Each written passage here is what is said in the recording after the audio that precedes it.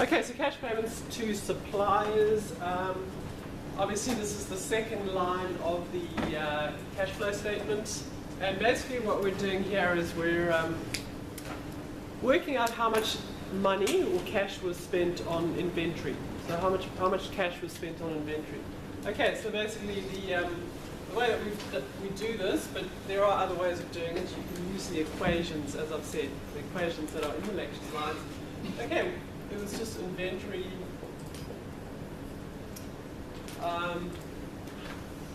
And we've got accounts payable.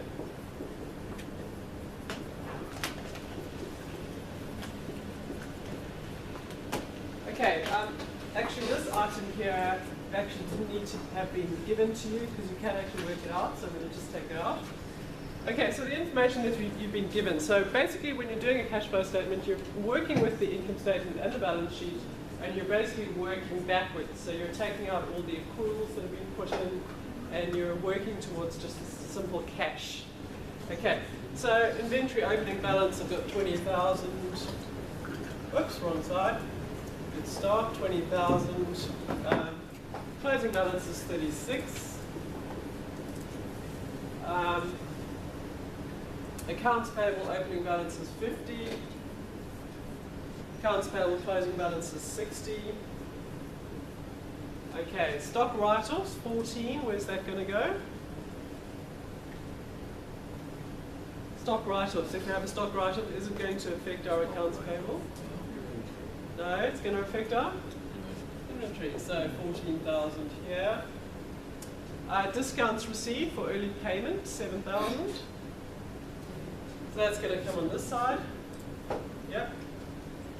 Okay, so basically, as I say, we're working with figures in our income statement and in our balance sheet, and we're just reconstructing.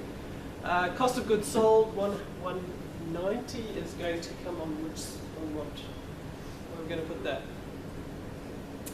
So generally, if you have goods sold, you're obviously going to take out of your inventory.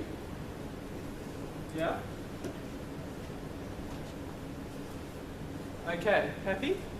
Yeah? Okay, so what I'm going to do now is, normally what you do is this one first. So I'm going to actually add up. This side is obviously going to be greater. So 14 plus 190 is 204, 210, 240, is that right? Okay, so we put that on this side. Both sides should add up and be equal because you've got the opening and closing balance in there. So you're therefore going to have a balancing item here, the 220. And what's the 220? It must be, if you've got a debit to your inventory, you've obviously, you purchased inventory, and the assumption is here, and I would tell you in the question, that you purchased it on credit. So you purchased the inventory on credit, okay? So what you're doing there is you're simply putting the balancing item in there, and it's also going to come into your accounts payable. Okay. Okay, so basically we're then going to add up what's going on here. So which is the greater side? 270 is this one. We're going to have 270 here. Okay, so basically 270 then will, obviously this doesn't add up to 270, we've got 67, so what's the balancing figure? 203. 203, quite right, and what must that be? Cash payments. Yeah, that's your cash paid. That's your cash paid to your suppliers. So that's just one of your suppliers, obviously, so cash paid to suppliers for inventory.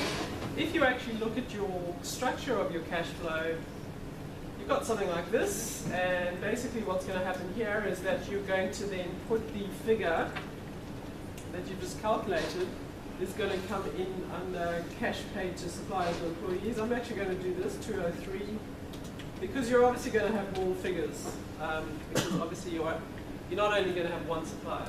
So you're probably going to have something like wages, and as I said earlier, okay, so wages,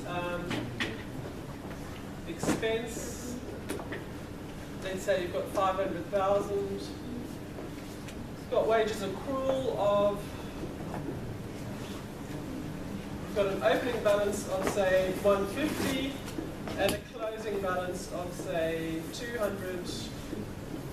So basically your wages, obviously you've got that there is cash paid to suppliers and employees. So you're going to have quite a few figures there because you're also going to have water, electricity, all your operating expenses.